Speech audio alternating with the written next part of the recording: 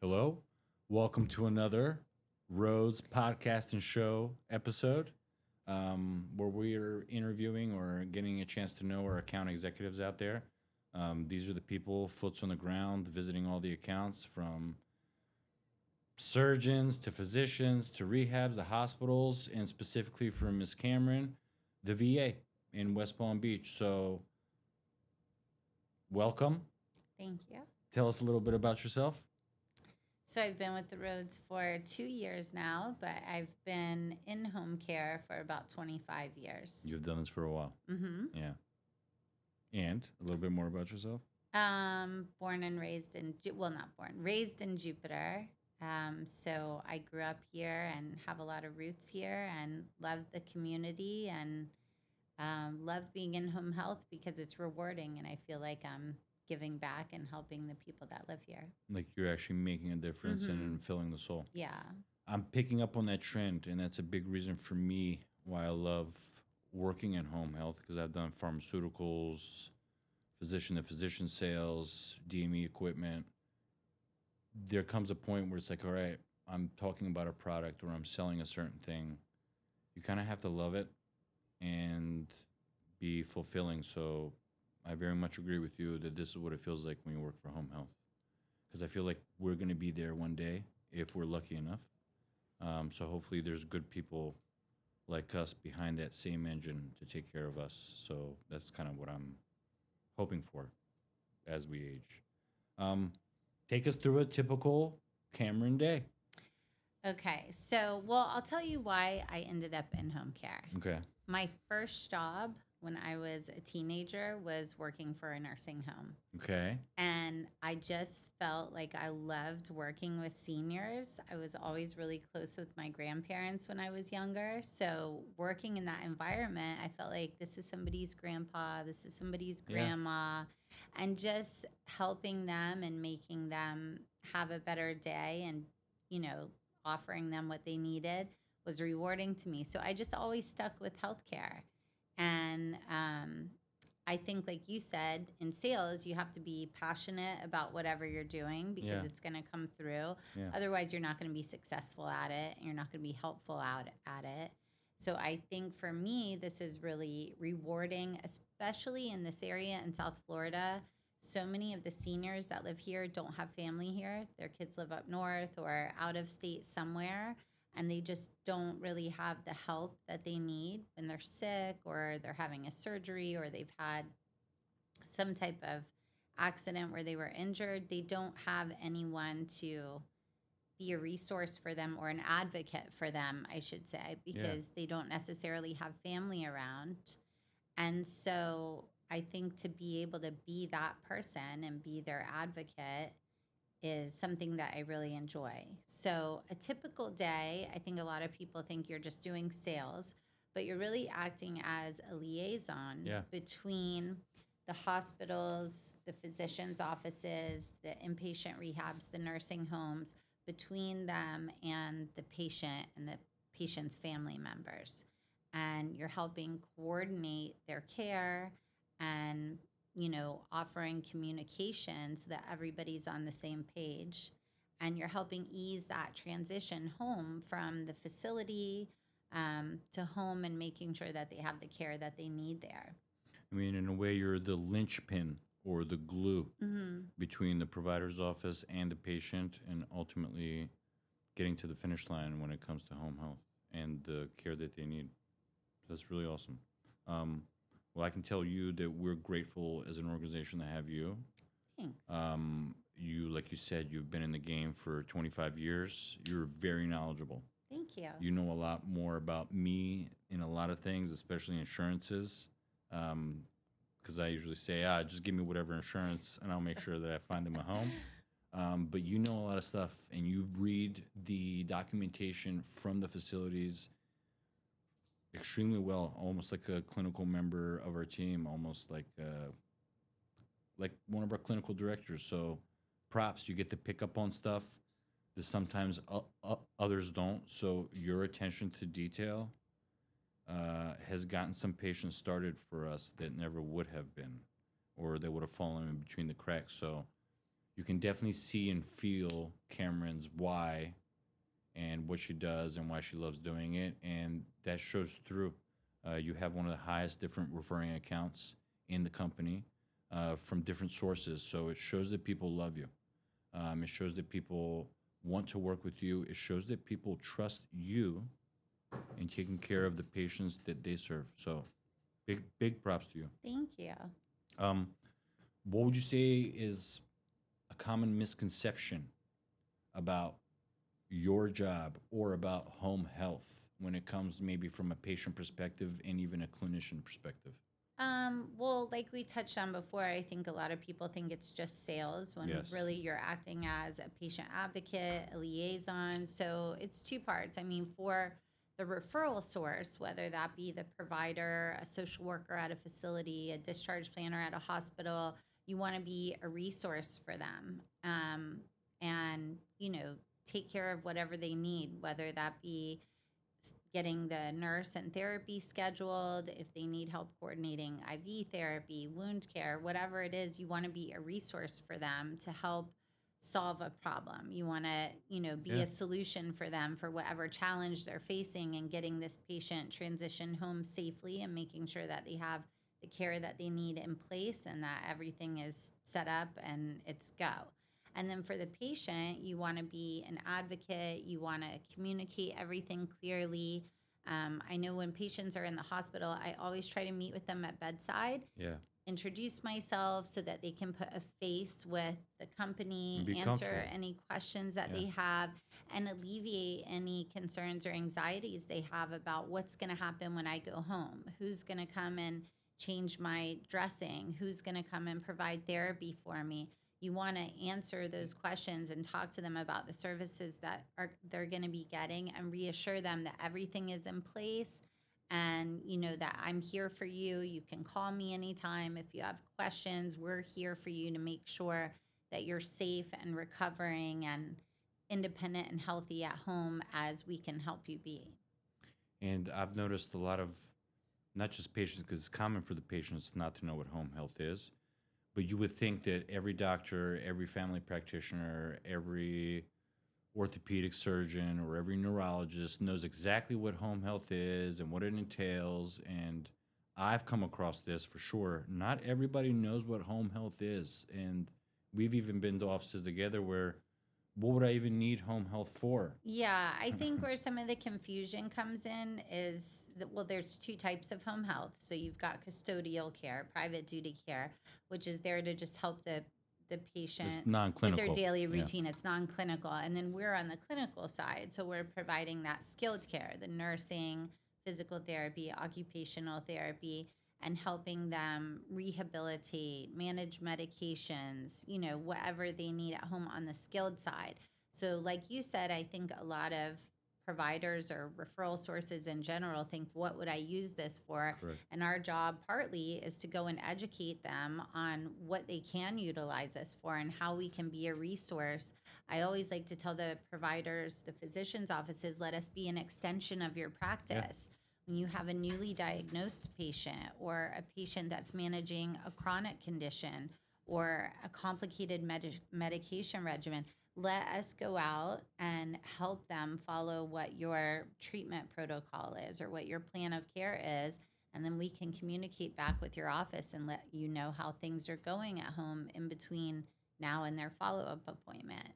And like you said, there's two different kinds or how they see it, concierge or private duty, Mm-hmm. non skilled versus skilled. Just throwing that out there because even the physicians, they don't know. Skilled services are paid for by your insurance Mm-hmm. company. And I would venture to say 100% of our patients that are on board with us do not pay us a single dollar. No. We've even had account executives in the past where, oh, they have a copay and it's just this much. Why not? What if I can talk them into it? And for us, it's simply unethical. We don't want to sign someone on board when we know and charge them when we know that there's somebody out there that is completely fully in network with their insurance and they will take them for free Right. because it's not, hey, I'm here just to make money. Right. No, I'm here to serve the community, and when I get to that phase, I want to also be treated the same. So, We're truly here to help. And I think, I mean, the Roads has been around for years. We have a great reputation. yeah, And part of that is built on trust yeah, and reliability and being honest and truly here to help patients. yeah. Um, let's jump into, and you can tell me either from an account perspective or from a patient perspective, what are some misconceptions? And one of them is the payment that we just talked about, but what are some other misconceptions maybe from an account or a patient about home health? Well, like you had mentioned, I think one misconception is that they have to pay for this. Yes, So I think it's important for referral sources and just for individuals, family members that are looking for help from mom and dad to know what's an out of pocket cost and what's not. So with skilled care, it's not an out of pocket cost. And with that said, I think home health care is underutilized. I think that there's a lot of need out there for help at home where it's just not being ordered, either because it hasn't been thought about from the physician's correct, office, like, oh, we can offer correct, this extra service correct. to this patient at no cost to them. Because they And might think there's a cost associated, which is very common. A lot of people yeah, don't even know I about that think it's realm. just underutilized. And I think also in the community, you know, the senior community, their children or their family members don't know that this service is available Correct. or that it's an option that's covered by the insurance. Or forget it, them knowing it being an option and covered. A lot of them think it's very complex. Like, oh Hmm. my God, They for think me it's to get a nurse to complex. come They're to worried me. about strangers Yep. coming into the home. They're, they don't know what is the frequency of the visits. Do I need to be there? I think there's just a lot of, Well, how do you help alleviate some of those issues or tensions from the patients? I mean, communication is the biggest thing. So, like I said, I try to meet with them at bedside if they're in the facility, and then not just discussing these services with the patients, but if they have a spouse, if they have who's their primary point of contact in the family? Do they Family have kids that caregivers. live Yeah. locally? Do they have a private caregiver Yeah. that's helping them at home? We try to communicate with everybody involved so that everyone is on the same page and that there's a good support system there. And again, you are the first voice they hear from their home health agency as soon as we get their information, clear their insurance, and we start rocking and rolling. So Right. And you're I the think with the first point senior of contact. community, there's a lot of fear of being solicited and being scammed. So when they're getting phone calls and it's, oh, I'm from this agency, they Correct. don't know who that is. So I think Correct. it's really important to do that welcome call, as we call it, and reach out to them and say, hey, we received a referral from your primary care physician. Or I That's why work with I'm Dr. reaching out to Frank. you. I work with Correct. Dr. So and so. He is the one who sent us a referral for you. That's why I'm reaching out to you. So here's what to expect. You're going to receive a call from the nurse. You're going to receive a call from physical therapy. That way they don't think it's just random people or some type of solicitation, and they know upfront what to expect. And why would you say, or what would you say are some reasons why a facility would choose Cameron or the roads? Or who are they really choosing? Are they choosing Cameron or the roads or both? I think it's both. I think the Roads has earned a great reputation in the They have. community for having um, compassionate clinicians that are skilled and experienced and just having a good reputation overall. And then I think a lot of it has to do with the account executive that's going to that particular facility. I think that what's important to a referral source, whether it be a facility or a physician's office, is good Yeah. communication, reliability, and follow up. So they want to know, hey, I'm giving you this patient. They want to know that it's handled, that you've It's in taken the your hands now. necessary steps Yeah. to get all the services in place, that you've communicated with the patient and their family, and that the follow through is going to be there. So I think if you earn that respect, that you're the type of person who does that, then they continue to work with you. And because you've done this for a while, what would you say your most satisfying win? What would you say one of the biggest challenges that you overcame, maybe with a patient, maybe from a clinician's office? What's one of your biggest wins out there? in the last 25 I years? think I always consider it a win when you're trying to get a new referral source to send you a patient, and you work really hard at building that relationship and they finally give you the opportunity, and you do everything to make sure that goes very well, and they get positive feedback from that patient about how wonderful your physical therapists were, Yes. how wonderful Cameron was because she just communicated with me and followed up to see how everything was going, and they go back and they tell the doctor what a great experience they've had. Yeah. That is a great win for me because that's what we're out here trying to do. When all the So, little pieces of the puzzle magically clicked and it was a exactly. perfect case. And that leads right into it. What would you say are the biggest pet peeves for hospitals or referring providers, social workers, case managers? Because I'm sure a lot of home health agencies, we've seen them come and go throughout the years. What do you think they hate or dislike or would prefer not to work with I think the when it comes to biggest home thing health? is when they send a patient to you to an agency and the agency drops the ball. A clinician doesn't show up, a patient doesn't get a phone call, anything of that nature, because that's going to create more work and frustration Yeah. on their end. And I just think it's really important to make sure that you've done everything on your side to provide communication, provide follow up, and make sure that all those services are in place and that they happen seamlessly. And that's again back to the difference account executives here or sales here versus other organizations. Yes, we do take those extra steps, but you specifically, Cameron, because me as a regional, I get to see all emails, all account executives, see how they interact, see how they function. You said it earlier, not to drop the ball, to make sure that everything's perfect and seamless. That is one of your superhuman powers. That is something that you definitely do. You check in on the email thread and say, hey, has this occurred? Hey, who is the name of the person that is officially scheduled to start the care with the patient within this therapy?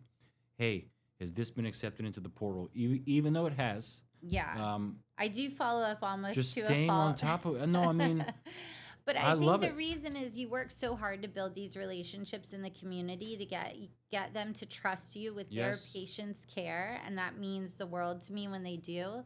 So I want to make sure that everything goes smoothly so that no negative feedback comes back to them. And I also want to make sure that the patient gets the care that they need and that they're expecting. So, yeah, I think follow up is extremely important. I mean, above and beyond, 100%. Because why do you want to work with somebody, Right. right? If there's 10 nipping at your feet, work with me, work with me. Right. Yes, I like you. Yes, I like the coffees you bring. Yes, I like the donuts you bring. But like, my patient's care is not going to be in the hands of someone that brings me donuts. I think You get what I mean? that's exactly right because you've got, any social worker has 20 different Correct. reps coming to Correct. see her that day with a coffee or her favorite treat or donuts or whatever, but it's really going to come down to who do I trust to take care of this and I don't have to worry about it. So, Um, I can speak not just for myself, but on behalf of the operations team, the leadership team, and even the other account executives. We're very grateful to have you thank in you. this company, in our branch, the Palm Beach County branch. We very much love you, love what you do. We love your dedication, attention to detail. Again, like I said, you have the most variety of different referral sources out there, and it just speaks volume about who you are and what you genuinely do, not just a little check mark of I went to work today, but genuinely staying on top of it. So we're grateful for you. We thank you, and thanks for coming on this amazing podcast and show. Thank Where you. we'll soon take you to our West Palm Beach branch, and maybe we'll see you again. But thank you for coming down. Please, any comments or any questions you guys have about us, Cameron specifically, how we can better help you serve, message us, reach out to us, call us. You can Google our name, therosehomehealth.com. Click the like button, click the subscribe button, and then that little bell right next to the other buttons. You can click that one too. That way, if a new episode comes out or a show, you won't miss it. That's what I help my mom do, and because she doesn't understand a lot, but click like, follow, share, or don't. We'll see you on the next one.